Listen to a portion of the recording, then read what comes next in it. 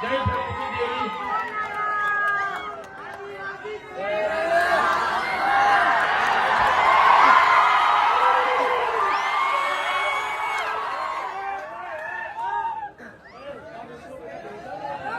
જય જોહાર, જય આદિવાસી, જય ભૂલ પ્રદેશ. થાકી ગયા લાગે છે બધા.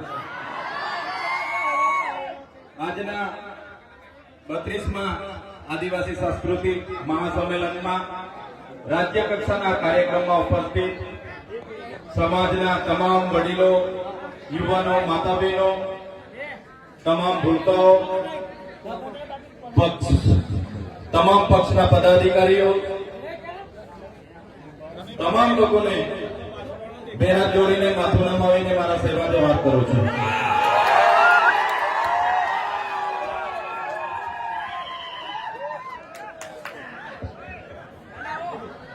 સાથીઓ, આ 32મું આદિવાસી સાંસ્કૃતિક એકતા મહાસંમેલન છે. આપણા વડીલ શ્રી અશોક દાદા જેઓ એકતાનું પ્રતીક છે. ભાઈને તમારે સાંભળવાની તો વ્યવસ્થા બદલી રાખી.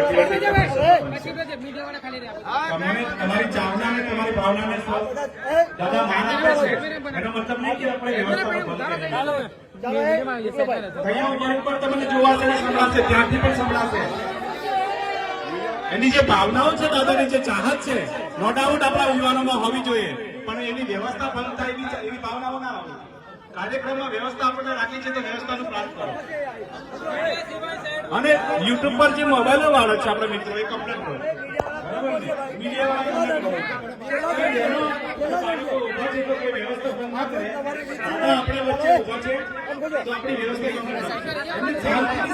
વારો પતે પછી મારો વારો આવશે, પણ અહીંયા આવીને જોઈએ તો હું એકલા જ છું. અને આપણા વિપક્ષના પૂર્વ નેતા સુખરામભાઈ રાઠવા આપણા વડીલ છે. તો સાથીઓ, આ સમાજનું મંચ છે, કોઈ પાર્ટીનું મંચ નથી. આદિવાસી એકતા પરિષદ છેલ્લા 32 વર્ષથી સમાજને જાગૃત કરવાનું, એક કરવાનું કામ કરે છે. આ સમાજનું મંચ છે. આજે મેં આ સમાજના મંચ પર ઉપસ્થિત થયો છું ત્યારે મેં કોઈ પાર્ટીના ધારાસભ્ય તરીકે નથી, પણ આદિવાસી સમાજના ધારાસભ્ય તરીકે છું. આદિવાસી સમાજના ધારાસભ્ય તરીકે અહીંયા મેં ઉભો છું. મારા જેવા બીજા પણ 26 ધારાસભ્ય આદિવાસીના જાતિના સર્ટી પરથી ચૂંટાય છે. એમને કોઈ પણ પાર્ટી ટિકિટ આપી દે કે મને પણ કોઈ પણ પાર્ટી ટિકિટ આપી દે, પણ મારી જાતિનું, આદિવાસી જાતિનું સર્ટી હું ફોર્મમાં નહીં મૂકું ત્યારે મારું ફોર્મ પાસ થવાનું નથી. એ લોકોએ ભૂલવું નહીં જોઈએ. એ બધા ચૂંટાયેલા પ્રતિનિધિઓ યાદ રાખવું જોઈએ. ત્યારે સાથીઓ, આજે 32મું આદિવાસી એકતા મહાસંમેલન છે, પણ મોડા ચાલુ થયા છે. હું વ્યક્તિગત માનું છું આજે 132મું સંમેલન થવું જોઈતું હતું, પણ મોડા આપણે જાગ્યા છે ને 32મું સંમેલનમાં આપણે ભાગ લીધો છે. એટલે બધાને અભિનંદન આપું છું. અને રાષ્ટ્રીય કક્ષાના સંમેલનમાં પણ બધાએ આપણે જોવાનું છે. આજેથી આપણી પાસે એક અઠવાડિયાનો સમય છે. પીપલનેર ખાતે રાષ્ટ્રીય કક્ષાનું અધિવેશન મળવાનું છે. ત્યાં પણ આપણે મોટી સંખ્યામાં 100 લોકોએ ગુજરાતમાંથી ત્યાં જવાનું છે. સાથીઓ, આદિવાસી એટલે કોણ? આગળના વક્તાઓએ ખૂબ સારી માહિતી આપી છે. ત્યારે આદિ અનાદિ કાળથી વસનારો એટલે આદિવાસી હજારો વર્ષ પહેલાની આપણી સભ્યતા, આપણી સંસ્કૃતિ છે. સાથીઓ, આદિવાસી એ આ દેશનો મૂળ માલિક છે. આ પૃથ્વી પરનો સૌથી પહેલાનો કોઈ માનવી હોય તો એ આપણે આદિવાસી છે, એના આપણા પૂર્વજો છે. ધર્મ પૂર્વી આપણી સંસ્કૃતિ છે.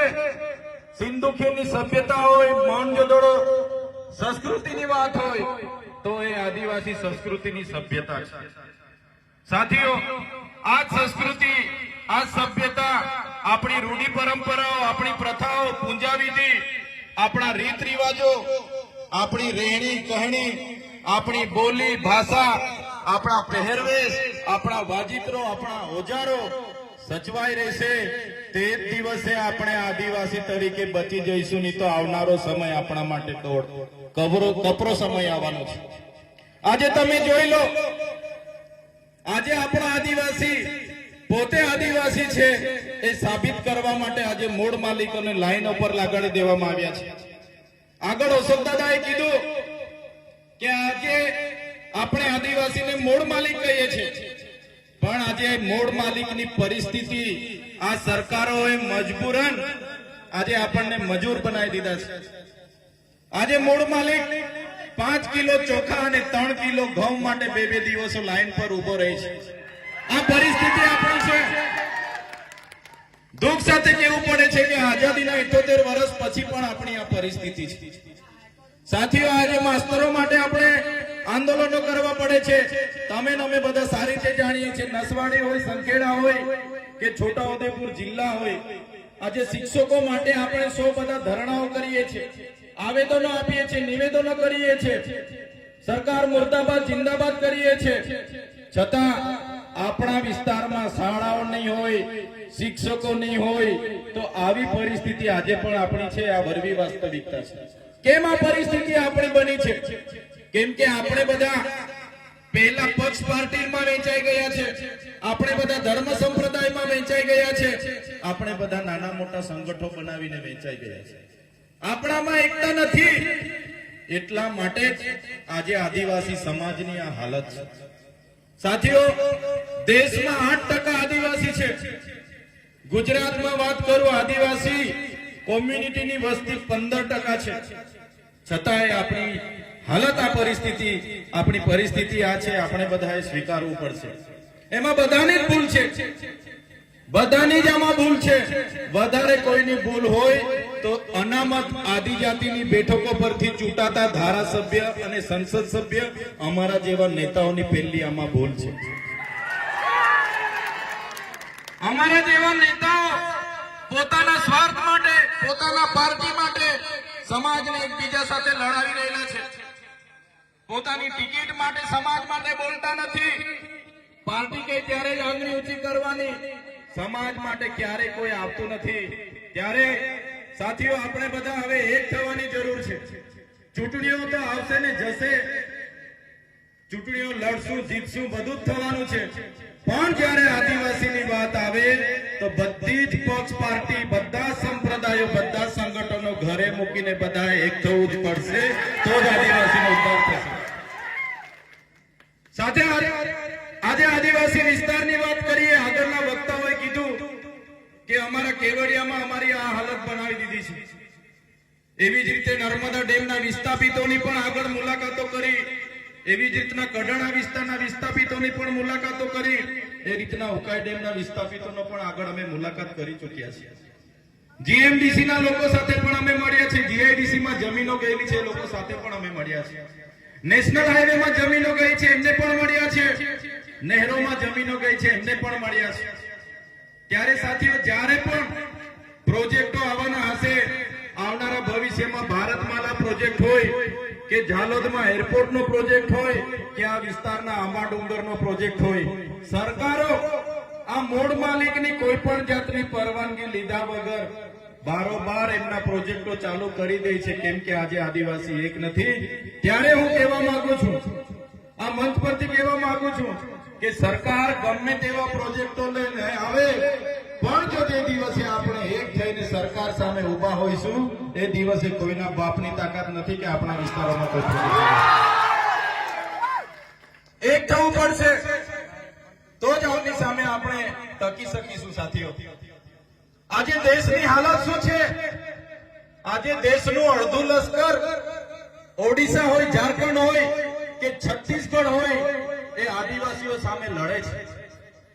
શું કામ આદિવાસી સામે લડવું પડે લશ્કરને? પણ જળ જંગલની જમીનો, જળ જંગલ અને જમીનો જે આદિવાસીઓ પર બચેલી છે, એમના પર કોર્પોરેટ જગતની, ઉદ્યોગપતિઓની નજર છે, પૂંજીપતિઓની નજર છે. આદિવાસીઓની જળ જંગલ જમીન એમ કેમ પ્રકારે પડાવી લેવામાં આવે છે. આપણે બંધારણની વાતો કરીએ છીએ. બંધારણમાં તો 73 એનો પણ કાયદો છે કે આદિવાસીઓની જમીન બીજા કોઈ લઈ ના શકે. છતાં સરકારો બીજા લોકોના નામે ટ્રાન્સફરો કરે છે, એને કરે છે, શ્રી સરકાર કરે છે. સંવિધાનમાં તો 5મી અનુસૂચિની પણ જોગવાઈ છે. એમાં આર્ટિકલ 241 એવું કહે છે કે આ આદિવાસી વિસ્તારમાં અનુસૂચિ 5 લાગુ હોય એ 1 ઇંચ પણ જમીન સરકારની નથી, તો શા માટે સરકાર આ વિસ્તારોમાં જમીનો ફાળવે છે? પેસા એક્ટ 1946 1996 ગ્રામ સભાને સંપૂર્ણ પાવર આપે છે, તો શા માટે આ વિસ્તારોમાંથી રેતીની લીજો ચાલે અને ગ્રામ પંચાયતોને પૂછવામાં નથી આવતું? તો કહેવા માંગુ છું સાથીઓ, બંધારણમાં આપણી જેટલી પણ જોગવાઈઓ છે, સરકારો એના અર્થઘટનો અલગ અલગ કરીને આપણી પાસેથી આપણા હકો છીનવી રહી છે. તો સાથીઓ, 5 કિલોના ચોખા માટે લડવાના નથી, 3 કિલો ઘઉં માટે લાઈન પર ઉભા રહેવાનું નથી, પણ આપણા હક અધિકારોની વાત આવે, આપણા જળ જંગલ જમીનની વાત આવે, તે દિવસે બધાએ જ આપણે બહાર આવીને લડવું પડશે, તો જ આપણે બચી શકીએ. આવનારા દિવસો દૂર નથી. અમે બધા તમારા આશીર્વાદથી ધારાસભ્ય બન્યા છે. અમે આ લોકોની કરણી અને કથની જાણીએ છીએ, આ લોકો આપણી સાથે શું કરવા માંગી રહ્યા છે. એટલા માટે જ્યાં પણ સમાજનું આમંત્રણ આવે છે ત્યાં અમે પહોંચીએ. પણ આજે દુઃખ સાથે અમને કહેવું પડ્યું કે આજે આદિવાસી એકતા પરિષદનો આટલો સરસ કાર્યક્રમ છે, કમસે કમ આ વિસ્તારના 8 થી 10 ધારાસભ્યની અહીંયા હાજરી જોઈએ, પણ બીજા ધારાસભ્ય નથી આવ્યા. એ દુઃખ સાથે અમે કહેવું પડ્યું. સાથીઓ, આજે તમારા જેવા લોકોના આશીર્વાદથી ચૂંટ્યા છે. અમને અભિનંદન આપું છું ડેડિયાપાડા અને સાગબારાના લોકોને કે અમને ધારાસભ્ય બનાવ્યા છે. અમારા પ્રયાસો આવનારા ભવિષ્યમાં અમારા શ્વાસ જ્યાં સુધી ચાલશે, આદિવાસી સમાજ ન્યાય માટે સરકાર સામે જ્યાં સુધી લડવાનું થશે અમે લડતા રહીશું. જે દિવસે અમારી પાર્ટીઓ પણ અમને કહેશે કે તમે આદિવાસીઓનું કેમ લડો છો, અમારી પાર્ટી અમને આદિવાસીઓનું લડતા અટકાવશે, એ દિવસે પાર્ટીના પાટિયા સૌથી પહેલા ચૈતર વસાવા કરી દેશે. જે સમાજના જાતિના સરટીથી અમે ચૂંટાયા છીએ, જે સમાજે અમને મત આપીને ચૂંટ્યા છે, મૂળ માલિકની આજે આઝાદીના 78 વર્ષ પછી પણ આ દશા છે, ત્યારે આવનારા ભવિષ્યમાં ધારાસભ્ય રહીએ કે ના રહીએ, આવનારા ભવિષ્યમાં ચૂંટણી લડીએ કે ના લડીએ, પણ અમારા સમાજને અમે એવા જાગૃત કરી દઈશું કે આવનારા દિવસોમાં આ મૂળ માલિક પોતાના અધિકાર માટે લડે. તો સાથીઓ, વધારે વિશેષ નથી કહેતા. આ બોર્ડ તમે જોઈ લો, પ્રકૃતિ એ જીવન છે. ઘણા સાથીઓએ કીધું કે આદિવાસી એકતા પરિષદનું સંમેલન વર્ષમાં એકવાર મળે છે, નાચે છે, કૂદે છે, ખાય છે, પી છે અને બધા છૂટા પડી જાય છે. પણ એવું નથી. આજે આપણે બધા ભેગા થયા છે એ આદિવાસી એકતા પરિષદના મહેનતનું આજે પરિણામ છે, જેના કારણે આટલી સંખ્યામાં આપણે અહીંયા ઉપસ્થિત થયા છે. સાથીઓ, પ્રકૃતિ એ જીવન છે. પ્રકૃતિ એટલે શું? પ્રકૃતિ એટલે જેના વગર આપણે જીવી નથી શકતા, જેના વગર આપણે જીવી નથી શકતા. મને આગળ મારા એક સાથીએ પૂછ્યું કે ભગવાન એટલે કોણ? આગળ એક કાર્યક્રમમાં મારા એક સંત, એક મહાન હતા, એમણે મને પૂછ્યું કે ભાઈ ભગવાન એટલે કોણ?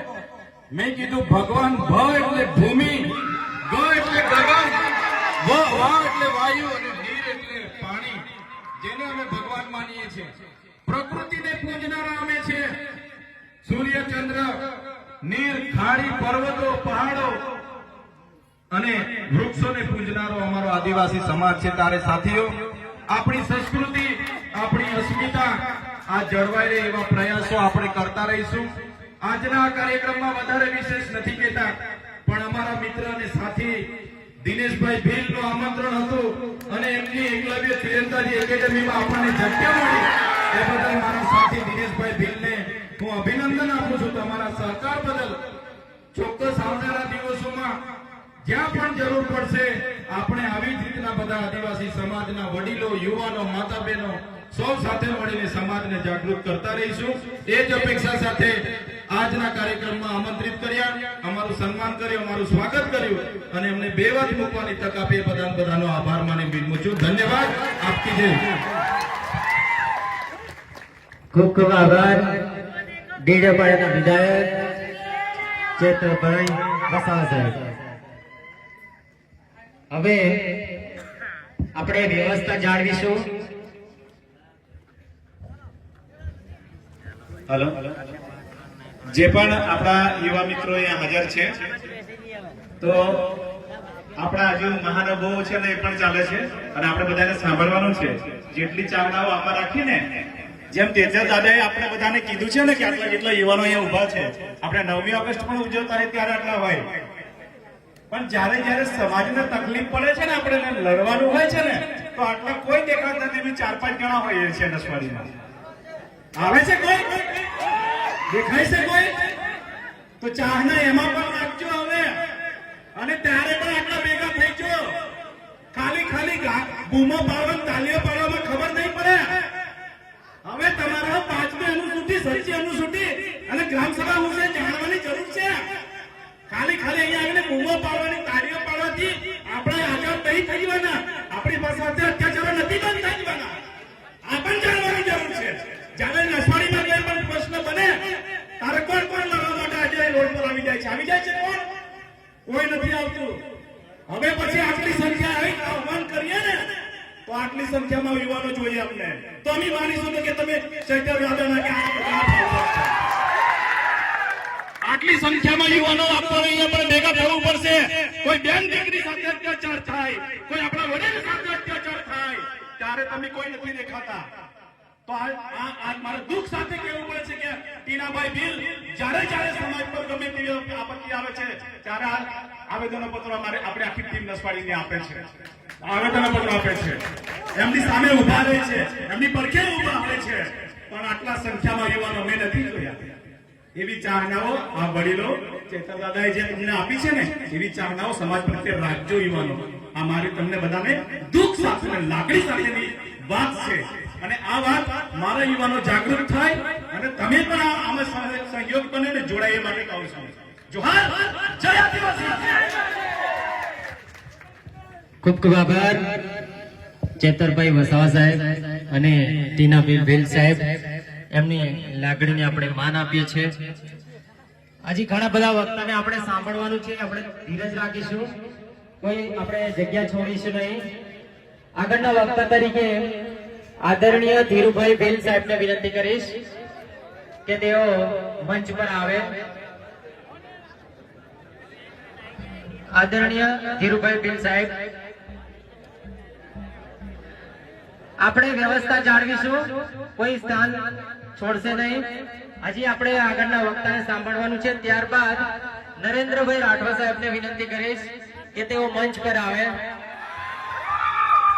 નરેન્દ્રભાઈ રાઠવા સાહેબ, એવું વિનંતી કરીશ કે તેઓ મંચ પર આવે અને પ્રસંગને અનુરૂપ 2 શબ્દ કહેશે. નરેન્દ્રભાઈ રાઠવા સાહેબ.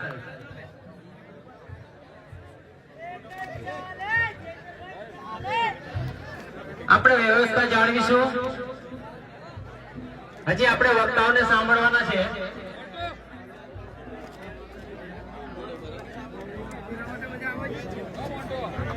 વ્યવસ્થા જાળવવાનું છે મિત્રો.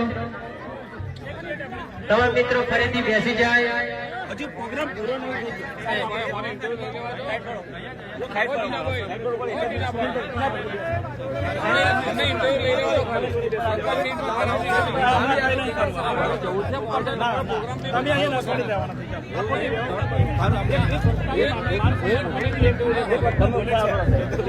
હજુ આપણે કાર્યક્રમ ચાલુ જ છે. વડોદરાની એક ટીમ છે, એ પણ તૈયાર રહે સાંસ્કૃતિક કાર્યક્રમ લઈને. અને જે પણ ઉભેલા છે તમામે તમામ બેસી જાય, જેથી કરીને આપણે કાર્યક્રમ સુચારુ રીતે ચલાવી શકીએ. આગળ તમામને નમ્ર વિનંતી કે પોતાની જગ્યાએ સ્થાન ગ્રહણ કરે.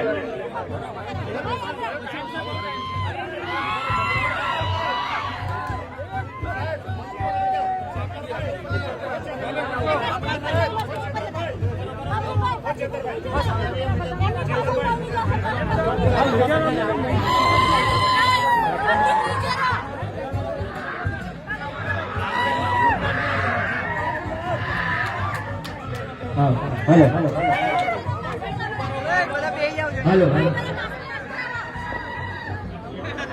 કાર્યક્રમની બધી વ્યવસ્થા બગાડી.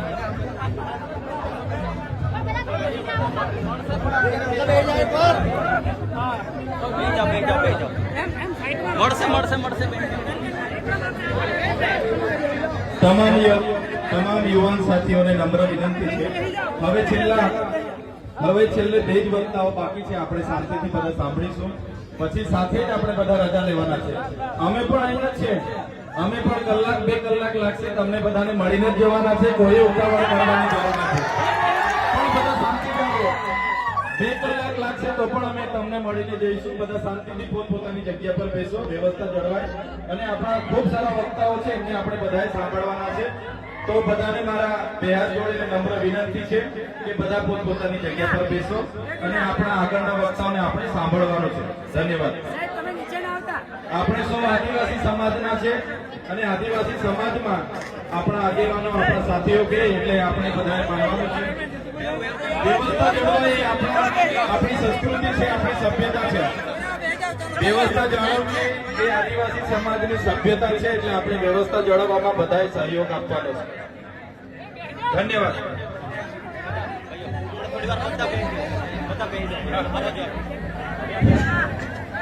આજુબાજુ જે બધા ઉભેલા મિત્ર બેહી જાવ. જો ચેતરભાઈ વસાવાને જો તમે ચાહતા હોવ તો દરેક યુવાનો બેહી જાવ. અમે ચેતરભાઈ વસાવાને એક જ ફેક્ટરીમાંથી પેદા થયેલા છે, પૂછી લો. પણ ચેતરભાઈ ત્યાં ચાલે ને અમારે ત્યાં નરેન્દ્ર નહીં ચાલે. ફરક આટલો છે, બરાબર? એટલે બેહી જાવ બધા. આવી રીતના લડાઈ નહીં લડાઈ. આપણે તાકાતવર શક્તિશાળી લોકો સામે લડાઈ લડવાની છે. આ તો તમે તરકડાને ભાવે નાની પણ હોકામે પડે. 32મું આદિવાસી સાંસ્કૃતિક એકતા મહાસંમેલનમાં આયોજિત અને એકતા પરિષદના બુજુર્ગ મહાનુભાવો અને સમાજના ચૂંટાયેલા પ્રતિનિધિઓ આપ અલગ અલગ ગામમાંથી સમાજ માટે કઈ કરી મટવાની જે ભાવના અને તમન્ના લઈને કઈક આપણા અધિકારોને સમજવા અને શીખવા માટે આપ સૌ અહીંયા આવ્યા. આપ સૌ આજે સમાજની જે સિંહણ જેને કહેવામાં આવે, ઇતિહાસમાં કોઈ લડાઈ બહેનો વગર નથી લડાઈ. એવી બહેનો મિત્ર, લડાઈ બહુ લાંબી છે અને જો લડાઈ લડવી હોય તો ધીરજ ખોવાનું બંધ કરી નાખજો. બરાબર છે? જો આપણામાં તાકાત હોય તો સરદાર વલ્લભભાઈ પટેલનું સ્ટેચ્યુ 3000 કરોડ રૂપિયાના ખર્ચે બનાવ્યું કે આપણે તીરકાંઠા લઈને જઈ પહોંચવું પડે. મતંબી હોય તો બરાબર છે? મુંબઈ થી દિલ્હી હાઈવે ઇન્ડસ્ટ્રીયલ કોરિડોર આવે છે, એના માટે આપણે કોઈ નકલતા નથી. નકળીએ છે આપણે લોકો. ઓરિજિનલ લડાઈ લડવી હોય તો ભારત દેશના બંધારણમાં આદિવાસીઓને જે ફંડામેન્ટલ રાઇટ છે એને પહેલા સ્ટડી કરો. અને સ્ટડી કરશો તો તમે આ તાકાતવર અને શક્તિશાળી લોકો સામે લડી શકશો. આવી રીતના લડાઈ નહીં લડાઈ. બરાબર છે? ખોટું લાગે તો માફ કરજો. અમે સીધો પોઈન્ટ પર આવવા માંડે છે. બરાબર? એટલે આ જે લડાઈ છે તે જમીનની લડાઈ છે મિત્ર. લડાઈ જમીનની લડાઈ. આ મહાનુભાવો આપણા જે ક્ષત્રિયો છે એ કોઈ પોતાના માટે નથી બલિદાન આપ્યું. હજારો વર્ષથી આ દેશ પર દરેક જાતિના બહારના લોકો આવીને આપણા પર આક્રમણ કરીને આપણી જમીનો છીનવી અને આપણા મહાપુરુષો, આપણા ભગવાનો પર જળ જંગલ જમીન માટે લડતા લડતા એ લોકો પોતાની શહાદત બોરી છે. અને આજે પણ એ જમીનનો પ્રશ્ન હલ નથી કર્યો. સેમ પરિસ્થિતિ જમીન, જળ, જંગલ, જમીનની લડાઈ માટે આપણે ભેગા થઈને વાતો કરીએ છીએ. લડવું જોઈએ. બરાબર? એટલે નાની સૂની વાત નથી. આ તમારું જે યુથ છે, તમારામાં તાકાત છે અને સહી દિશામાં લાગુ કરો. બાકી સરકારના બાપની તાકાત નથી કે અમારું કામ છે અંબાજી સુધી જમીન અડપે. બરાબર? એટલે આ ઘણા બધા વક્તા છે, મારે ઘણું બધું કેવું છે. આપણે ફાયર બ્રાન્ડ છે, પૂછી લેજો. બરાબર? હસ્તો જોહાર જય આદિવાસી. ખૂબ ખૂબ આભાર નરેન્દ્રભાઈ રાઠવા સાહેબ. હજી આપણે 2-3 વક્તાઓને સાંભળવાના છે. આપણે ધીરજ રાખજો. આજનો દિવસ આપણે ઘણી ધીરજ રાખી છે. હવે પછી આપણે કાર્યક્રમને આગળ વધાવતા વડોદરાથી આવેલ ટીહા ટીમને હું આમંત્રિત કરીશ મંચ પર. વડોદરાથી આવેલ ટીહા ટીમ ને હું આમંત્રિત કરું છું મંચ પર. ઝડપથી આવી જાય. આપણે થોડી શાંતિ જાળવીશું, વ્યવસ્થા જાળવીશું, તો જ આપણે કાર્યક્રમને સફળ બનાવી શકીશું. પ્લીઝ આપણે જલ્દી વડોદરાથી આવેલ ટીહા ટીમને હું મંચ પર આમંત્રિત કરું છું. હજી બી સાંસ્કૃતિક કાર્યક્રમ બાકી છે. 2-3 વક્તાને આપણે સાંભળવાના છે. વ્યવસ્થા આપણે જાળવી રાખવાની છે.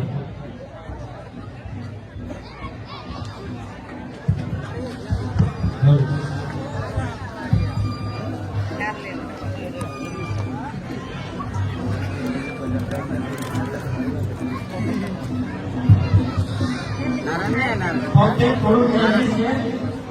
તો હવે પછી વક્તા કરીએ. થોડી વાર લાગ્યો છે. તો આપણી વચ્ચે ઉપસ્થિત રહે પ્રોફેસર અરવિંદભાઈ રાઠોડ સાહેબને હું વિનંતી કરીશ કે તેઓ પ્રસંગને અનુરૂપ 2 શબ્દ સમન્વય સાથે રાખીએ. જैसे પ્રોફેસર અરવિંદભાઈ રાઠોડ સાહેબ.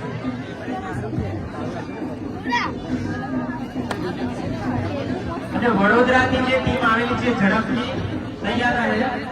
હવે વક્તવ્ય પછી વડોદરાની ટીમ તૈયાર રહે.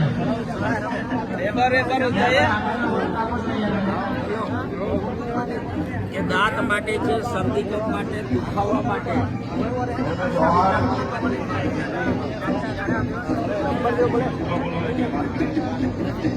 આદિવાસી એકતા, આદિવાસી એકતા.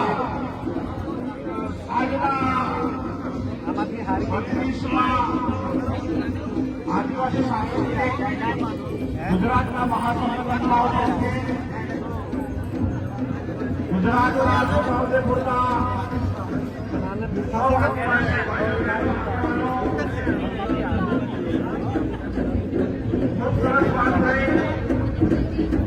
અને ઇતિહાસના આદિવાસી સમાજને ક્રાંતિ કરી તેમણે પહેલું કામ એક સમાવેશ કર્યું. જયપાલસિંહ મુંડા ગઈકાલે જેમનો જન્મદિવસ થયો 1938માં આદિવાસી મહાસભા બોલાવી 2 લાખ કરતા વધારે લોકો ભેગા થયા અને